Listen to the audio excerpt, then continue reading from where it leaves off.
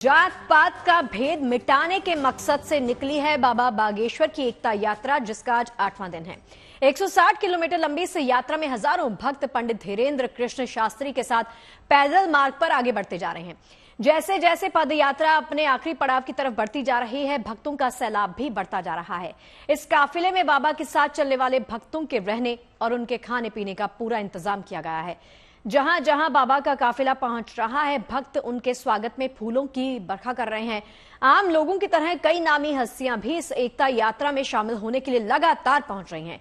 एक दिन पहले दिल्ली से बीजेपी सांसद मनोज तिवारी बाबा की इस पद यात्रा में पहुंचे, शामिल हुए। उन्होंने बाबा बागेश्वर की इस यात्रा को समाज को एकजुट करने वाला बताया। इससे पहले द ग्रेट खली को आपने देखा था। उससे पहले बॉलीवुड अभिनेता संजय दत्त भी इस यात्रा में शामिल हुए थे, जिन्होंने कहा कि मैं बाबा के इस मिशन में उनके साथ जुड़ा हुआ हूं। जब भी बाबा को आवश्यकता होगी, मैं उनके साथ खड़ा पाया जाऊंगा।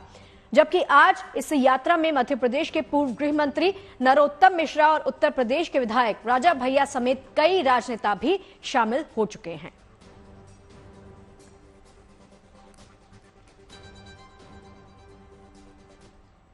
तो देखिए, यात्रा के दौरान विश्राम के लिए रुके धीरेन्द्र शास्त्री से हमारे सहयोगी रवीश पाल सिंह ने खास बातचीत की। इस दौरान धीरेन्द्र शास्त्री ने कई मुद्दों पर अपने विचार रखे। आप भी सुनिए क्या कहा उन्होंने।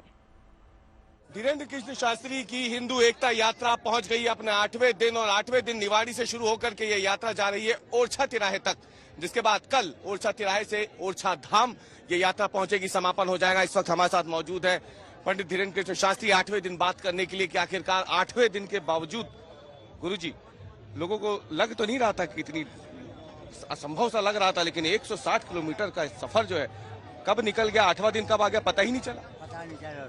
भगवान की कृपा है, बालाजी की दया है, और संघर्ष तो हुआ है, द्वंद्व तो आए हैं, हर चीजों को सबने पार किया है। कुछ इस देश के कट्टर जगे हुए हिंदू थे, जिन्होंने एक नई अलग जगाई है, सड़कों पर निकले हैं, कायरता और डरपोकपना को छोड़ करके वो निकले हैं। उससे कुछ नया इतिहास रचा जा रहा है, लिखा जा रहा है, ये स्वागत योग्य है। अलग जगाने की आपने बात की गुरुजी, आप ही की यात्रा के बीच में एक खबर निकल के आ रही है। अजमेर दरगाह जो है उसे लेकर के एक याचिका लगाई गई है और दावा किया गया है कि वो वहाँ पे एक मंदिर है, और ये याचिका कोर्ट ने स्वीकार कर ली है। ये आप ही की यात्रा के बीच में हुआ। भगवान की कृपा है, सब मंगल मंगल हो रहा है, हिंदुत्व के प्रति सकारात्मक समय आ रहा है। अगर वहाँ भी शिव मंदिर है तो प्राण प्रतिष्ठा होगी, रुद्राभिषेक होना चाहिए। संभल की गुरुजी, क्योंकि लगातार बात हो रही है, आप उत्तर प्रदेश में चल भी रहे हैं, जो नई तस्वीरें सामने आई है उसमें देखा गया है कि जो महिलाएं हैं वो भी पत्थर बरसा रही हैं पुलिस के ऊपर। वो तस्वीरें भी अब सामने आ गई हैं। यही तो हम हिंदुओं को बताना चाहते हैं। हाँ, इसीलिए तो हम बनाया जा रहा था। बिल्कुल उनको उनके छोटे छोटे बच्चों को ढाल बनाते हैं, छोटे छोटे बच्चों को वो आगे करते हैं, ताकि कानून का कोई शिकंजा ना होवे और काम हो जावे। आप क्योंकि जात पात को मिटाने की भी बात कर रहे हैं, सुप्रीम कोर्ट ने भी एक मामला अभी एक फैसला सुनाया है, जिसमें एक महिला आरक्षण का लाभ लेने के लिए अपनी जाति बदल रही थी, लेकिन सुप्रीम कोर्ट ने उस पर रोक लगा दी है। देखिए, इस देश में समानता की आवश्यकता है। समान अधिकार, समान शिक्षा, समान जीवन शैली, ये संविधान का नियम है। हम चाहते हैं कि सब समान होवे, सबको समान अधिकार हो। इस देश में लाभ अमीरी और गरीबी के हिसाब से। एक आप जो अपील कर रहे हैं लोगों से, 7 वचन है, उनमें से एक वचन है कि मंगलवार और शनिवार को बड़ी संख्या में वो मंदिरों में जाएं, ताकि भारत बांग्लादेश ना बन सके। ये कैसे संभव है? बिल्कुल संभव है। जब मंदिरों में एकत्रित होंगे तो धर्म, वहाँ पर विचार विमर्श होगा, अध्यात्म पर चर्चा होगी, एकत्व पर चर्चा होगी, सामाजिक सौहार्द बढ़ेगा, तो निश्चित रूप से हिंदुओं के खिलाफ चलने वाले षड्यंत्रों के मुंह पर जो है तमाचा लगेगा। जुमे की नमाज में मस्जिदों में भी लोग जमा होते हैं, क्या उसी को हम देख के चले कि हिंदू भी अगर मंगल और शनिवार को बड़ी संख्या में मंदिरों में इकट्ठा होता है, ईसाई भी रविवार को इकट्ठा होता है, मुसलमान भी होता है, तब तो इतनी व्यापकता के साथ वो फैल रहा है।